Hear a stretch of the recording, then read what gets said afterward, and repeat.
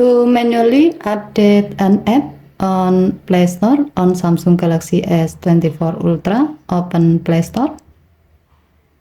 Tap your profile icon at the top right, and then tap Manage App and Device.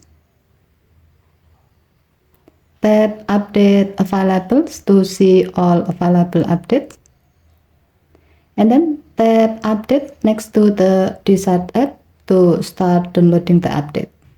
As the example, we will update Google Chrome. When you are updating an app, you will receive a notification for the update progress. So depend on the app you are updating, the process may different.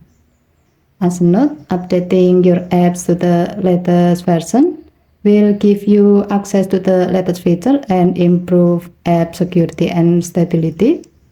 However, if you turn off auto update apps, you can keep your favorite apps stay updated by updating them manually. Okay, thank you for watching. Please help to like and subscribe. Have a nice day.